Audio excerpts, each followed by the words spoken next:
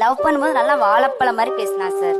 அடிக்கடி போன் பேசும்போது நான் கேட்பேன், ஏதாவது பொய் சொல்றியாடா, பொய் சொல்லும். தங்கம் என்ன இப்படி கேக்குற, உன்கிட்ட பொய் சொல்லுவேன் தங்கம் தங்கம்னு சொல்லி கல்யாணம் ஆகி 3 வருஷத்துல என்ன தகரடப்பா ஆக்கிட்டான் சார். அவ்வளவு பொய் சொல்லுவான் சார். பாக்குறதுக்கு எப்படி இருக்கான் பாருங்களேன், எவ்வளவு இன்னசென்டா இருக்கான் பாருங்களேன். அன்னைக்கு நைட் ஒரு 11 o'clock இருக்கும் சார். அவன் பெட் மேல படுத்திருந்தான், நான் கீழே படுத்திருந்தேன். எனக்கு வந்து தூக்கம் வந்துச்சு, நான் தூங்கிட்டேன். அதிகமா போன் பார்த்துட்டேன், லேட்டா தான் தூங்குவான். எனக்கு லைட்டா முழிப்பு தெரிஞ்சு தண்ணி குடிக்கலாம் லைட்டா முடிச்சு என்னமோ டப்பட மெசேஜ் பண்ணிட்டு இருக்கான். இதான் கண்ணு முடிச்சுட்டேன். நான் நம்பிக்கையா பார்த்தேன் சார். என்ன சும்மா ஏதாவது பண்ணிட்டு இருப்பானா, ஏதோ கான்டாக்ட்ல 3 சேவ் பண்ணி வச்சிருந்தான். என்னடா 3 சேவ் பண்ணி மெசேஜ் வர பயங்கரமா மூன் MOON அந்த மாதிரி சேவ் பண்ணி வச்சிருக்கேன். எனக்கு ஷாக் ஆயிடுச்சு.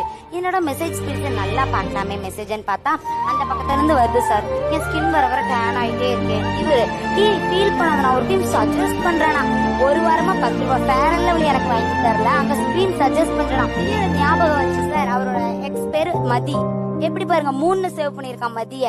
சார் அவ தூங்கிட்டு இருக்கா, கீழே ஏர் கூலர் ஓடிட்டு இருந்துச்சு சார். எப்படி தூங்கிட்டு இருந்திருப்போன்னு ஒரு நம்பிக்கையே நோண்டிட்டு இருந்துச்சு சார்.